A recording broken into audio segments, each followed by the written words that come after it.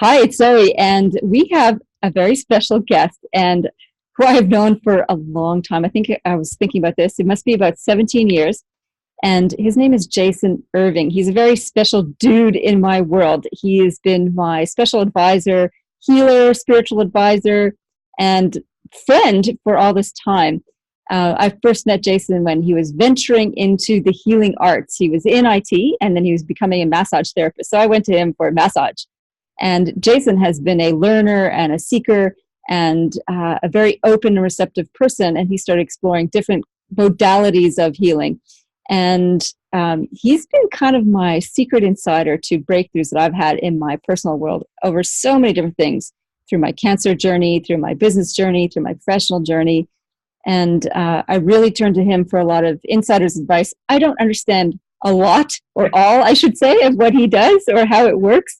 I just know that it works, and I've had some pretty interesting experience. So this is kind of like a big moment, like a big personal moment for me to share Jason with everybody, because the work that we do is so personal and powerful.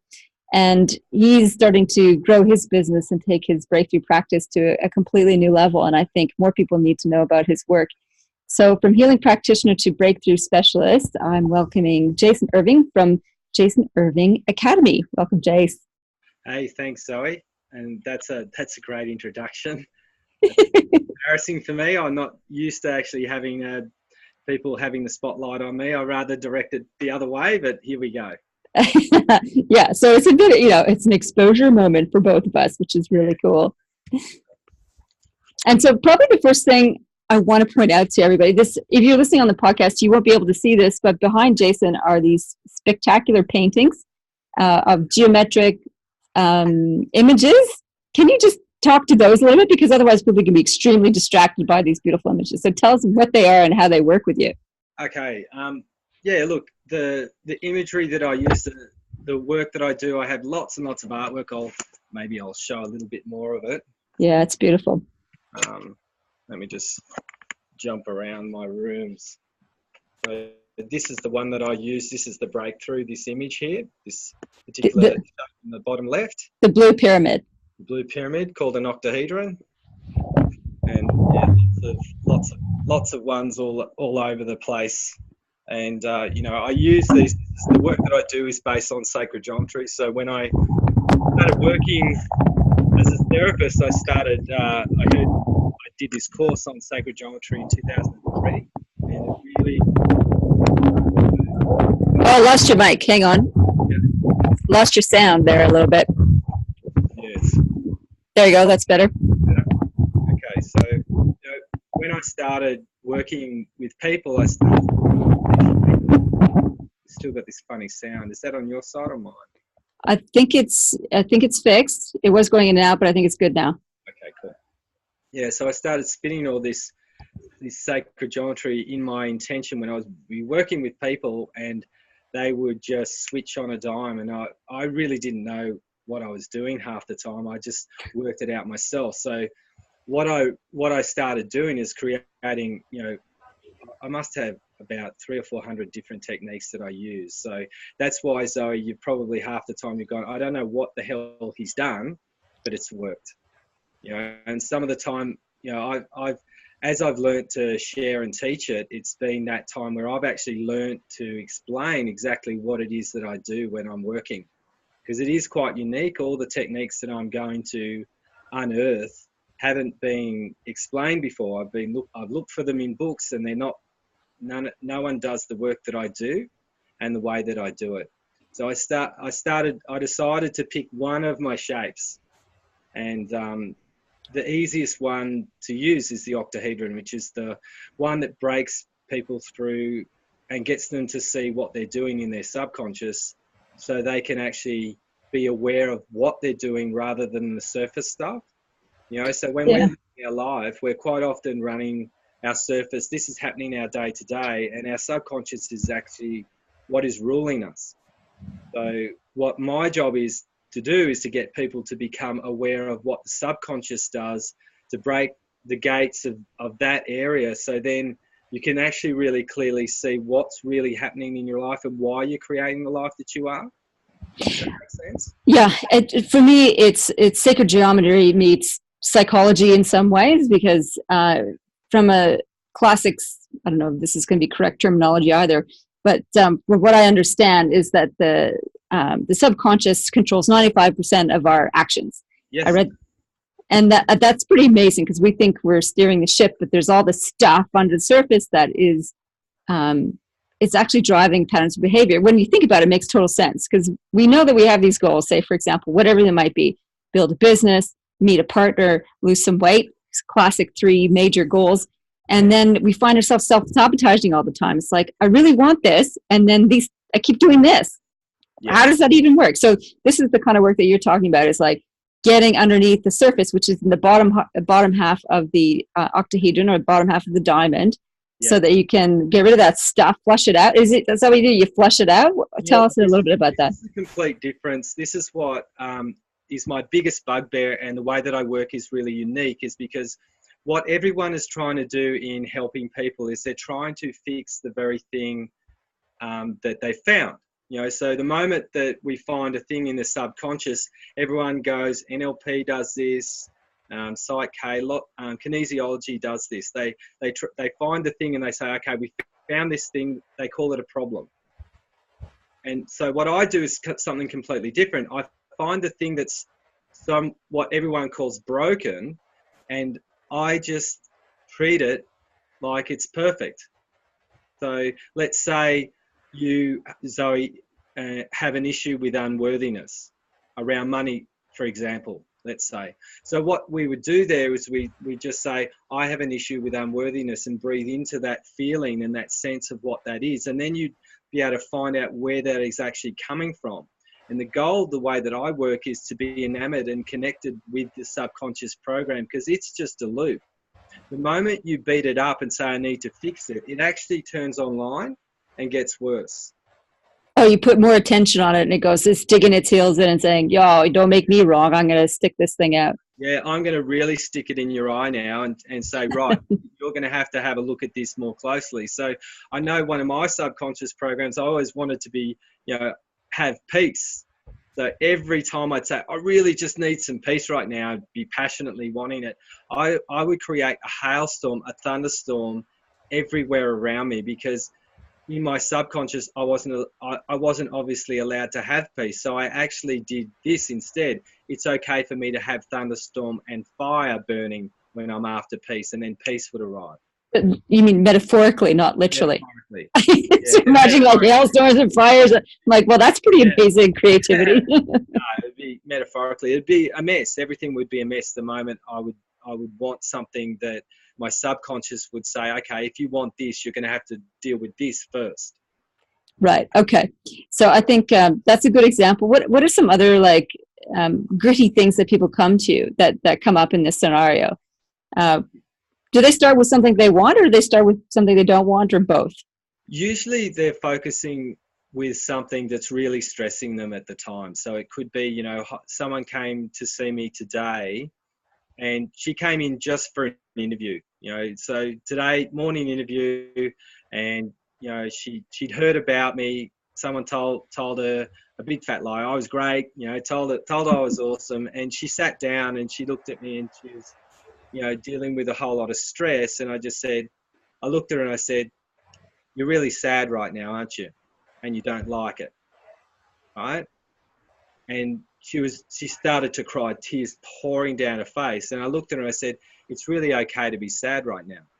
The moment I looked right into her eyes and I told her it was okay, she started to laugh for no reason.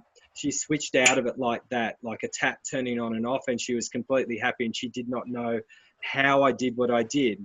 And it's my little secret sauce, which is to say it's okay for you to be what you are in that moment, and just let that subconscious be understood with no judgment. And then it tripwires. It says it allows that subconscious program to be okay. Once you're okay with it and it's okay with you, it actually stops. Okay.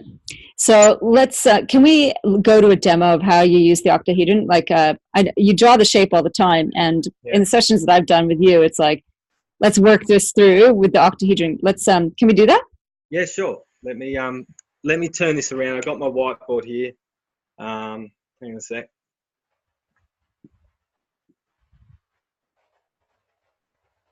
Do, do, do, do, do, do, Sorry. Yeah. do. There we go. So, Oh, so this is what I that's do. a lumpy octahedron. Yeah, it's the worst. I'm really good at stick figures and really bad octahedron drawing. Okay, so what I do the first moment that someone comes and sees me, I just draw this. And that might be even look a little even better. Yeah, that's better. Yeah, How's that? that's And good. so just drawing it in front of someone actually allows that person to own the process. So I'll Yeah. just down. So then what the bottom half of this shape shows all the stuff that you're subconsciously working with. And this is up the top is our mental understanding about reality. So my job is to find what's in here. This is the stuff. So let's say, a lot of people in entrepreneurship have, they want to make money. They want to be successful, and then they struggle. Most coaches struggle, yeah? That's true. They do. Yeah. And so we're in an industry where we're helping people when we're struggling ourselves. Yeah. That's true. I did that for about 10 years in my practice before things started to turn around and I started to build prosperity and abundance in my practice. Yeah, and now you're doing it really, really well. And then every now and then we have a bumpy moment and we forget. And then it gets a bit messy sometimes. It'll always go up and down with our business because we've got stuff to work on. So let's say, what would you like to work on, Zoe, if there's something that is going on for you at the moment? Yeah, okay. It would definitely be these spare tire that came on over the winter. So okay, so I'm a chunky monkey right now and it's driving me bananas. Okay, so wait. Okay, so in the winter, were you going through any stress at all? Was there stuff going on for you? Well, I was having a work-life experiment where I skied and worked from the snow. So Right. it doesn't sound very stressful. Part that I'm going to give you a piece right now. So okay. Fun, when we're doing fun, what do? A lot of the time when we're having fun, we at birthdays, Christmas, we have what? We have alcohol, we have food that's not so healthy. So actually having fun and putting work in. So work is a bit of a stress and we're having fun. Fun's linked to celebration food. Yeah. So what would happen, there'd be a part that would be running inside of you, which was fun would equal eating unhealthy. So that would actually be part of the program that would be running somewhere. I think part of it too, though, is it's because I think back, like I didn't eat that badly, but probably I did eat too many chips and hummus. It was a problem, and maybe I didn't drink that much.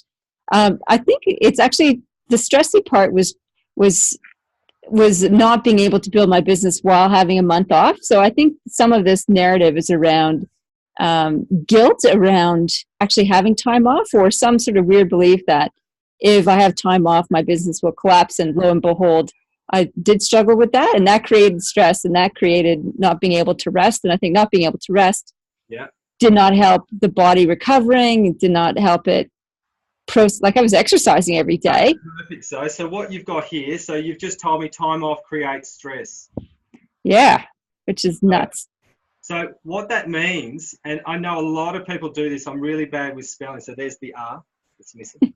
Okay, so what this means is in your subconscious, you'll have maybe a bit of this, but this definitely. So that's when we have a really big have a good chat, and you've just told me the very thing that you do is that this is what runs. So when you have time off, you're not allowed to make money. So money goes down the toilet on holiday time.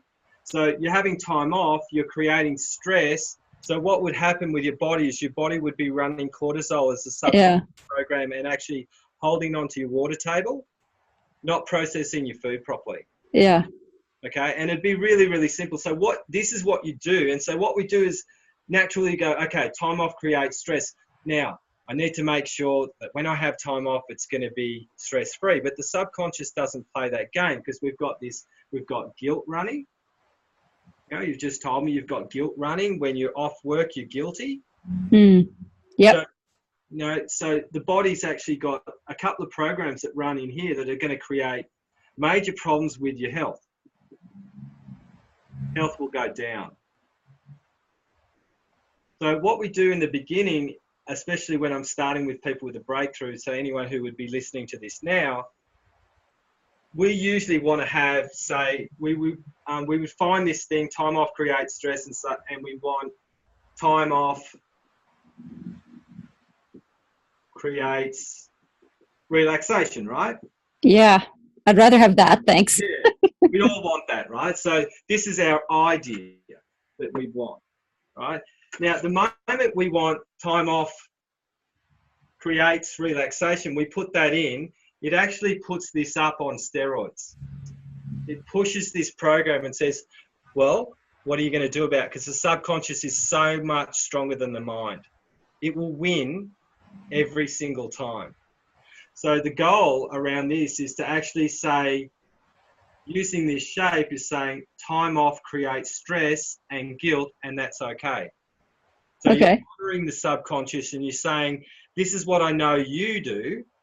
So I'm going to say that you're okay because this is what you do. This is how you roll. Mm. And when you don't judge it, so if you have no judgment, none, so that's no judgment, and you honor it, the body actually relieves itself of stress straight away. Okay, so I think that's the big piece that's hard, is like, how do you not judge a really unhelpful process or a really unhelpful habit? Yeah, and look, that's the hard part because we are taught to fit. Can I turn this around? Are we happy with that? Yeah, that's good.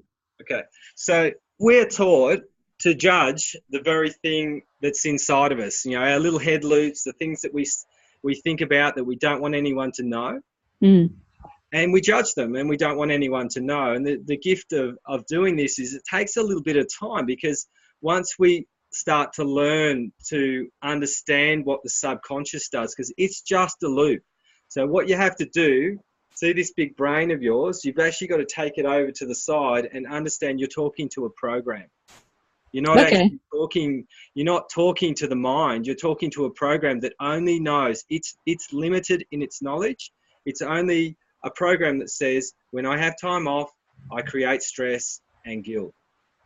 That's all it knows. It doesn't know anything other than that. So it's like, I'm thinking like a floppy disk, those old floppy disks. Yes. It's like that. Oh, here's the floppy disk. I got it going wrong. I just take it and go, well, that doesn't serve me anymore. It's just a disk. It's just something that got put in there from wherever, and now I can take it out. What do I do with it then? So if you do this perfectly, and if you do this really well, you don't need to do anything. It actually, it removes the code of programming within your subconscious the moment you become okay with it. So the people that I work with, when they're working with me for a little bit, the key turns, it takes a little bit of time for the key to turn, because we're in a fixing model. Okay. We're in a model where the world says you have to fix whatever's broken.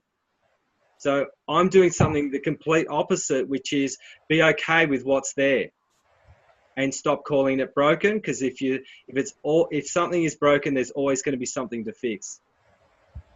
When you're okay with it being there, it actually erodes itself, because you become okay with what you are.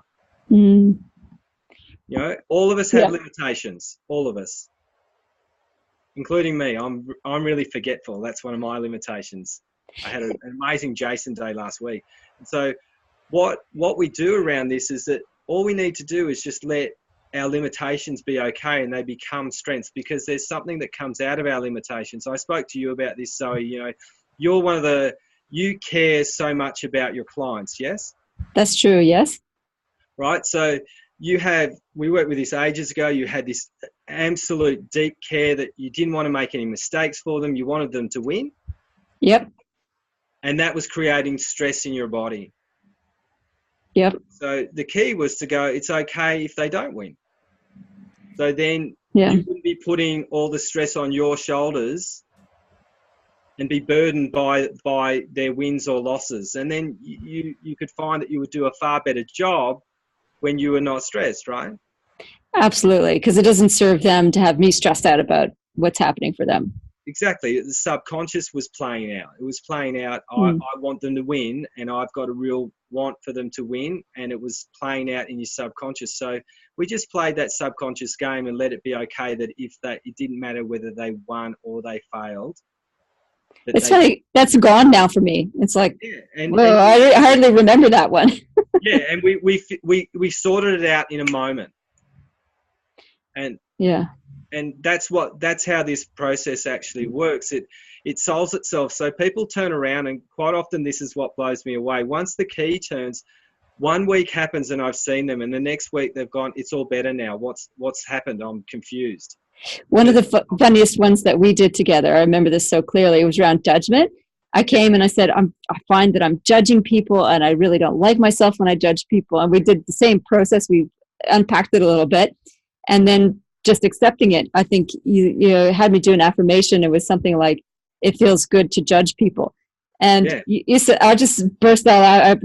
I laughed so hard, tears were running down my face because it was so ridiculous. It didn't make any sense, did it? It didn't make any sense whatsoever. And that was gone from then on. It's like, it absolutely tripwired. And that's the beauty of the work that I do. So is it allows something that you had been holding inside of yourself for so long. It sounds so silly sometimes when I say processes for people to do, and they laugh, and then all of a sudden it's gone. They're like, oh, I don't judge anymore. And when we judge, there's an important part of that judgment, which I spoke to you about, which we don't have to go further with, but just understanding how important judgment is in a really healthy way too. well, it's about discernment and about making healthy choices. That's, judgment has a useful thing, but it's not about making, I think in the context where it was bad or not bad, there's the judgment piece. Yeah, there we go. Where it felt bad, I didn't feel comfortable, was that I was making others wrong so I could make myself feel right. So that was the pattern that was operating. I feel better about myself if I see others as not as good or something like that. Exactly. And now I just want to point out that these aren't horns here. Like on the picture behind you. Sitting under these horns right now. I've got purple horns underneath me. Oh, they're wings. They look like bunny ears or wings. Yeah, bunny ears is what they are. They're not bunny ears. I'm not going crazy. You're not going crazy, Zoe. I don't have bunny ears. That's hilarious. So in terms of processes, it's like some of the techniques, it's thinking about the octahedron shape. And I use this all the time to help channel energy into me, to boost my adrenals, to help me feel centered and connected to higher self. There's that technique. It's honoring whatever comes up, like whatever emotional rubbish that comes up, and go, wow, that's an interesting subconscious pattern. Feel into it. And then what? Then what happens? Well, the next stage, what we would do, once we actually get to work with the subconscious and we become okay with our stuff, then we get to work with putting some realignment patterns into the subconscious. I'm going to do this. You don't like your bunny ears? It just looks a little funny.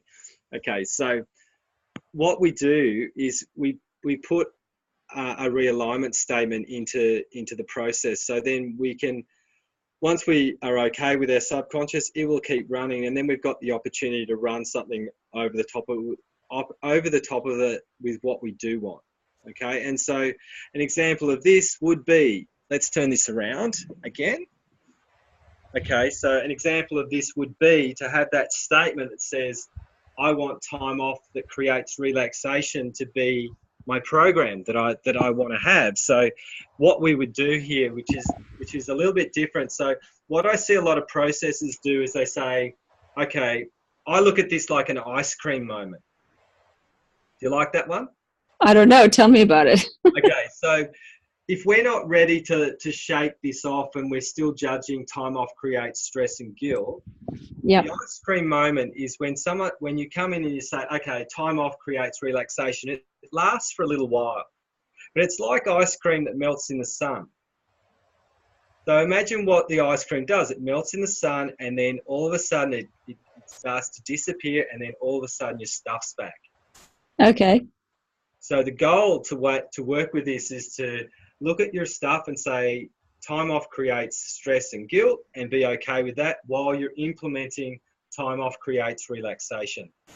Okay. So you need to, it's like putting a new groove That's what that, like, it's like is it an affirmation kind of technique? It's an affirmation technique, but not an affirmation technique, because I don't believe affirmations work. Okay. The reason why they don't is because you're not actually dealing with the subconscious stress. Okay. So you got to do both. You got to honor the subconscious junk and then allow something else to seep in. Yeah. And so what that does is it starts pulling it down into the subconscious while you're working with the thing that is holding you to ransom on some level. So this is the problem with what people are like. We're quite often, we want the lollipop to get, so we get it straight away. You know, there are particular things that, like we did with the judgment work, straight away. Yeah. Yeah. Yeah. And so some of them aren't as easy as that. So what we want to do with them is just make sure we honor the subconscious process as we go along. And then eventually the time off creates relaxation, for example, will sit underneath the time off creates stress and become more powerful over time. All right. So it's while we honor the junk, the junk. Call it the stuff we need to grow. Very useful reframing of the language there. So while we honor the stuff that we surface to help us to grow, yes, better way of thinking about it, we honor it. We say we make it not wrong. We make it okay. It's just pattern that's sitting there. We then go, and I invite a new pattern in. Yeah. So this is okay, and here's something new. This is okay, and here's something new. Yeah, here's something new to play with. And then eventually it starts to infiltrate, and then we notice. The coolest thing, you know, and you noticed this, Zoe, when we would work with a subconscious program, it's like, you know, I have a Dodge Journey. Now, there's not many of those, and you're from Canada, so you know what the Dodge is. There's probably a car. Is that what you're talking about? Car, right? Okay, yeah. Now, when you buy a car that's really unique, that's very rare in Australia, they're everywhere. That's right? True, because you're focused on it. Subconscious pattern, you bring it up, and it comes up to the surface for you to be conscious of, and you notice it everywhere you walk and every time you talk. Right? And so that's why it's so powerful, because you're bringing the subconscious to conscious awareness. You're bringing the new pattern into subconscious awareness and turning them around. So they get to play in both areas. Yeah. It takes a lot of practice focus to work with this effectively, I think, because it's very easy to come to your session and go, okay, that was good, parking, move on, and so on. So it is the discipline and practice of like, okay, how am I feeling today? Let's honor that. What do I want to incorporate? How am I feeling today? What do I want to incorporate? And it's kind of like exercise, really. That's the way I sort of see it. Is that how you see it as well? Yeah, it is an exercise process. You know, I've been showing a group program at the moment, showing people how to do this and getting people to see how fast my brain ticks with this stuff. Now, I've had a lot of people say, oh my God, you are so fast at figuring out what everyone is doing. And it's awesome, because all I'm looking for is the big words that are stuck in people. And I just hold on to the big words, write them down, and just say, okay, this is your subconscious pattern. It's actually really, really simple. And then, well, you're immersed in it day after day, you know, so you're, and I notice that too in the work that I do. Like, people always say, you hit the nail on the head. How do you do that? I'm like, I work with a lot of people. I see a lot of patterns of behavior, so I can see what's going on and just name it pretty quickly. When they may spend their whole day in a very different environment, let's say doing legal work, and they're very good at legal work because they're immersed in that, say, for example, or working with animals because that's what they do all day. I wouldn't have a clue about that, but this is our work. And so the idea is to help people develop the habit and practice of doing some of this work, so they can have their own breakthroughs, really. Yeah, and that's the whole point. Is that, you know, there'll be times when all of us, including me, you know, I get help from people as well, and it's really important that, you know, we don't do it all. We don't have to do it all on our own. That's why you and I are here, Zoe. You know, we're here to provide that extra inspiration that someone's missing. And sometimes when you've got your own glasses on, you just can't see. You know. Oh yeah, absolutely. It's really normal, and you know, you've come and, you know, I've opened a doorway that was obvious to me, and it became obvious to you afterwards. And that's what you do with all your clients. You see what they can't see, and you see it so simply, and you do it so well. And so what we're meant to do, Zoe, which I know you do well, is help people feel empowered. That's one of the big things that we worked on. That's your big catalyst, which is making people feel empowered and so that they can really grow themselves. And I'm the same. This is where we're exactly the same with our ethic. So our job is to help people feel that they've got some techniques that they can use so they can travel on the journey much lighter. Absolutely. And I'm so glad we had a chance to run through this, because it's such a brilliant thing that you do, and it'll help people just clear and open themselves to being more boundless. Now, you talk about people having limitations. I think actually the opposite is true. We are boundless, we just forget. Yeah, well, look, I look at the limitations in different ways though. The limitations are our growth point to become boundless. Yeah, beautiful. So I look at them in the exact same way as the boundless part. Is just we have to look at them. And it's how we look at them to become boundless that's important. Yeah. That's what we forget when we've got our glasses on and everything's hurting. Yeah. We go, oh, I'm stuck in this mud, and really that mud is to help you become boundless at the end of the day. That's fantastic. So if people want to learn more about you and your stuff, it's at jasonirvingacademy.com. Is that the correct URL? Yeah, that's the correct URL. Okay. And I'll put a link to Jason and all his Facebook page and his website in the show notes at zoerouth.com/podcast/Jason. So make sure people can find you. Jason, thank you so much. That was awesome, as usual. Absolute pleasure. And, it's so nice to see you stepping into the place that I know that you're meant to be in as well. So I've said this to you in our sessions, that you're an inspirational woman, and for you to interview me is really special for me too. To see, I've been on your journey right from the beginning, through the hard times, and gotten you through some really difficult times, and indeed, to see you in the space that you're in. You're here to help loads of people, Zoe, and it's nice to throw this spotlight back on me for a change. And I think I didn't feel too uncomfortable today, which is good. Good on you. Your growth point too. You're welcome. Virtual high five. You too. Yay! Thanks, Jace. No